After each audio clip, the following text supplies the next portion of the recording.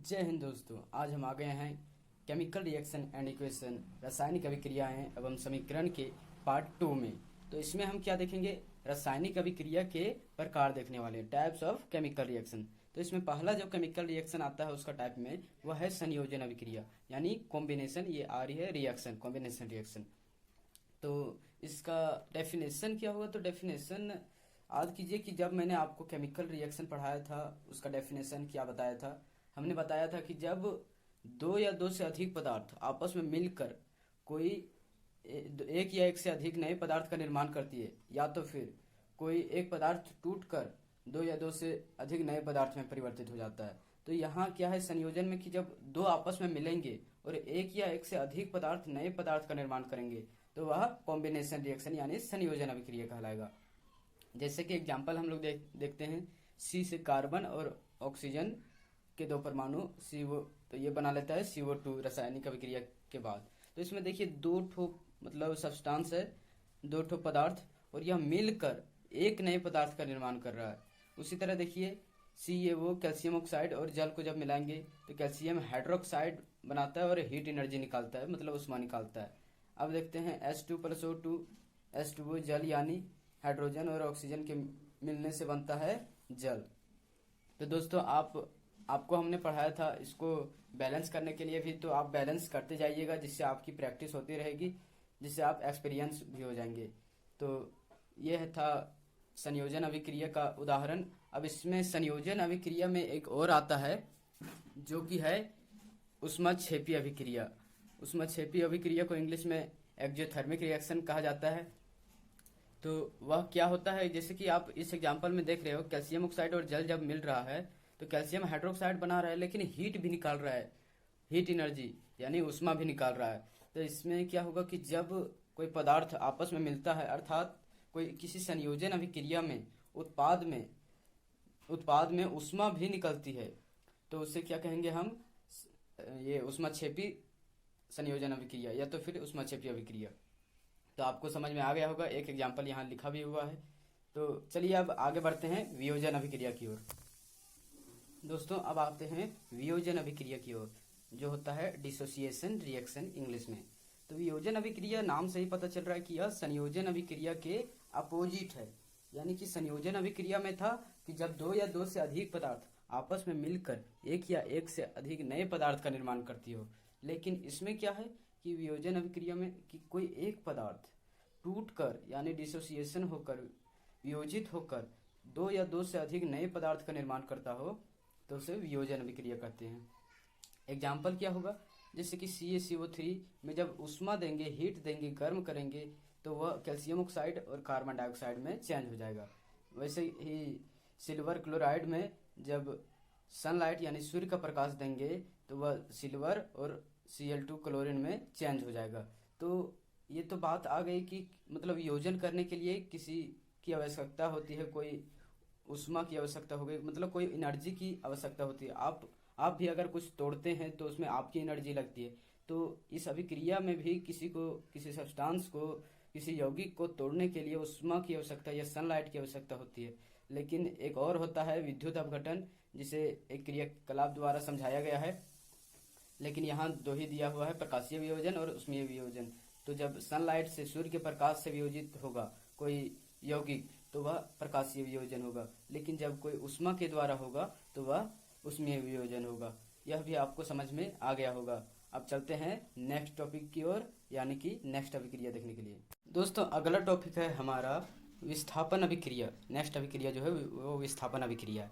लेकिन विस्थापन अभिक्रिया आपको तब तक समझ में नहीं आएगा जब तक ये सीरीज आपको समझ में नहीं आएगा। तो ये सीरीज किस चीज़ का सीरीज है, यह है धातुओं की सक्रियता श्रेणी, मतलब reactivity of metal, reactivity series of metal. तो ये क्या है कि आपको यह याद कर लेना है पहले, क्यों यह याद करना बहुत ज़रूरी है, तभी आपको विस्थापन, द्विविस्थापन, इतना ही नहीं आपको आने वाला चैप्टर में भी बहुत काम आने वाला है।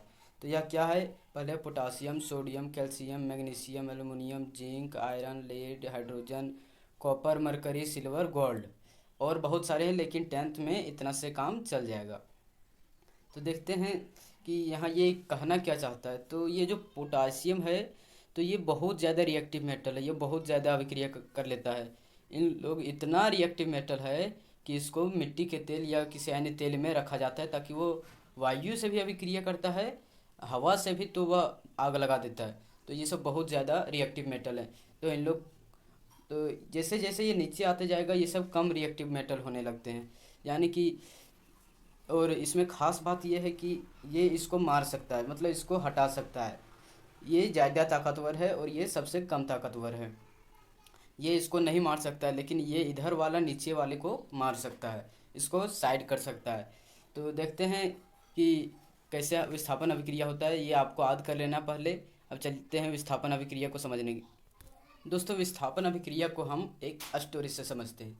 तो यह स्टोरी क्या है कि एक स्कूल था, उसमें से एक बच्चा जो था वह बहुत ताकतवर था, बहुत घमंडी था, वह बहुत ही बदमाश भी था।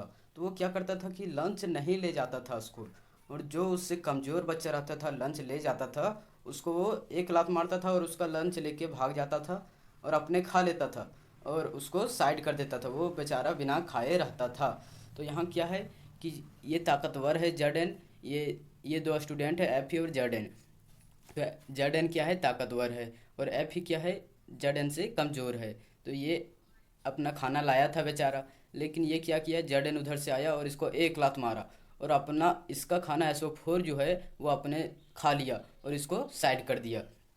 तो यही होता है। लेकिन ये बदमाश एफी भी था, यह अपने से नीचे वाले से छीना था यह भी। तो मतलब क्या हुआ कि जो नीचे वाला खाना लाएगा, SO4 रहेगा, जो उसका यौगिक रहेगा, उसको ऊपर वाला जो ताकतवर रहता है वो उसको हटा के और उसके साथ उसका खाना खा जाता है, उसके साथ यौगिक बना लेता है। जो अधिक अभिक्रियाशील तत्व रहता है वह कम अभिक्रियाशील तत्व को उसके यौगिक से मतलब हटाकर और अपने यौगिक का निर्माण करता है जुड़कर। तो यही हुआ रासायनिक ये विस्थापन अभिक्रिया। तो अगर आपको याद रहेगा तभी आपको पता चल पाएगा कि कौन सबसे ताकतवर है, कौन कमज़ोर है। तो यहाँ देखते हैं कि जिंक जो है Zn वो Fe को कैसे भगा दिया, क्योंकि जिंक जो है आयरन से ताकतवर है। आयरन अगर ZnSO4 और Fe, तो ये रिएक्शन नहीं करेगा, ये इसको मार ही नहीं पाएगा एक लात, तो क्या कर पाएगा, तो यहाँ रिएक्शन नहीं होगा। तो अब चलते हैं अगला टॉपिक देखने के लिए। अब ये जो द्विविस्थापन अभिक्रिया है नेक्स्ट टॉपिक, ये भी सेम है विस्थापन अभिक्रिया के जैसा ही, इसका भी हाल उसी स्टूडेंट जैसा है, लेकिन ये बंदा थोड़ा सा चेंज है। ये क्या करता है कि ये भी खाना लाता है और लेकिन ये बहुत लालची है। तो ये क्या करता है, दूसरा वाला खाना ले लेता है। तो कमज़ोर बोलता है तुम मेरा वाला खाना खाएगा तो हम तुम्हारा वाला ले लेते हैं, ले लो भैया। तो बोलता है अच्छा ले लो, मेरा वाला क्या करेगा। तो मतलब ये दूसरे के साथ चल जाता है और जो कमज़ोर होता है वो पहले का खाना खा लेता है। जैसे कि समझते हैं एक एग्जाम्पल से। दोस्तों, आपके लिए हमने ले लिया है एक एग्जाम्पल द्विविस्थापन अभिक्रिया के लिए। देखिए यहाँ Na2 जो है वो अधिक अभिक्रियाशील है, बी ये बेरियम यहाँ नहीं लिखा है, लेकिन N ये जो सोडियम है वो काफ़ी अभिक्रियाशील धातु है ये बेरियम से। तो बेरियम नीचे ही है, मतलब ये क्या करता है, ये इसका खाना ज़्यादा टेस्टी नहीं है, तो ये इसको लगता है कि इसका खाना हमें खाना चाहिए। तो ये Na2 जो है वो Cl2 के साथ रिएक्शन कर लेता है तो NaCl बना लेता है। लेकिन तो फिर ये बेरियम बोलता है कि भैया तुम मेरा वाला खाना खा गया तो तुम्हारा जो SO4 है वो हम खा लें, तुम्हारा भी मतलब क्या करेगा, बर्बाद हो जाएगा। बोलता है कि तुम खा लो। तो ये इसका ले लिया और अपना यौगिक एक बना लिया कंपाउंड। तो यही हो गया रिएक्शन, ये था द्विविस्थापन अभिक्रिया। तो आशा है दोस्तों आपको यह टॉपिक बहुत ही अच्छे से समझ में आया होगा। तो किसी नेक्स्ट टॉपिक में, इसी पार्ट का नेक्स्ट टॉपिक हम आगे लेकर आएंगे। तब तक के लिए बने रहिए हमारे साथ। Thank you for watching. Stay safe, stay connected, stay educated. Thank you.